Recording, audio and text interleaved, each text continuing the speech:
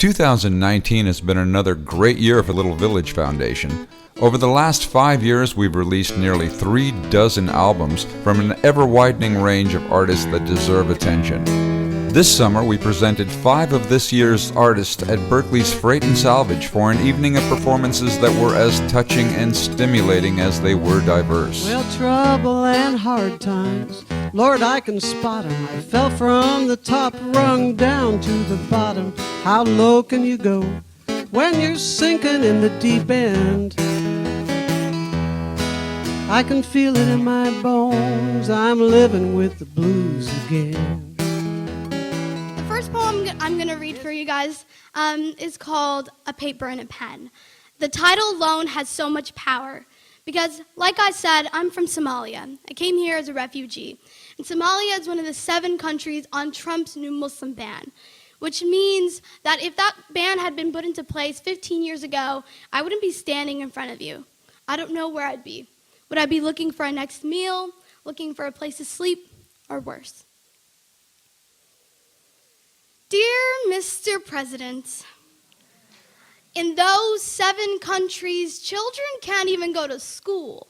And here, we have the audacity to sit in class and drool.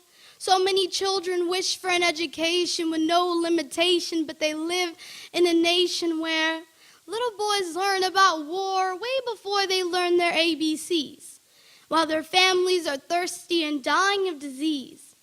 And when those bombs hit, there's nowhere left to flee. Are you too blind to even see clearly? Little girls are forced to learn how to cook and clean, but they don't even know how to read.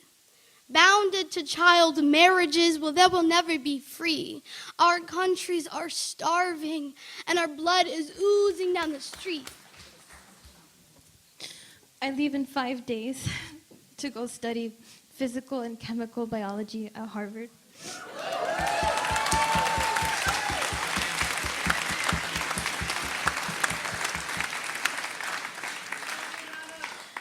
And I'm really excited about that. If you can't tell. And I'm gonna miss my students and my friends like crazy.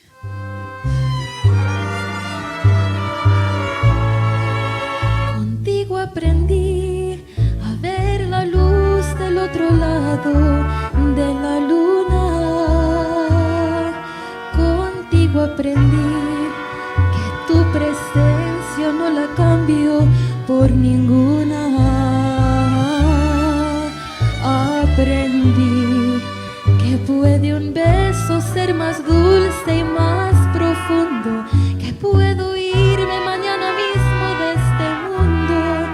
Las cosas buenas ya contigo las viví y contigo aprendí que yo nací el día en que te conocí.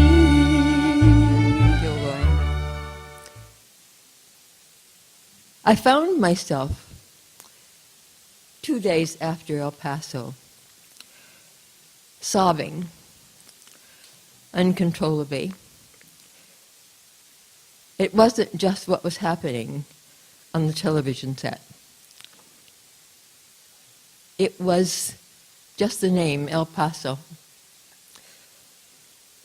Because what that cast me into was being a 14-year-old back in 1935. I was at the 16th Street station in Oakland, where my mother was seeing me off as a delegate to Mama's birthday in St. James Parish, Louisiana.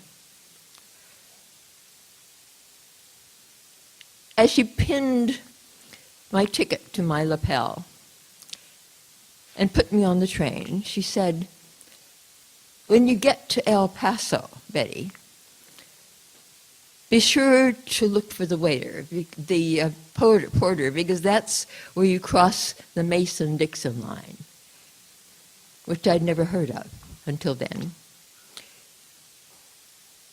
And for your information, the Mason-Dixon line is where the free states are separated from the slave states. And from the west, you enter that and cross that line in El Paso. Don't talk, don't think, don't fight, don't feel. Don't talk, don't think, don't fight, don't feel. Don't talk, don't think, don't fight.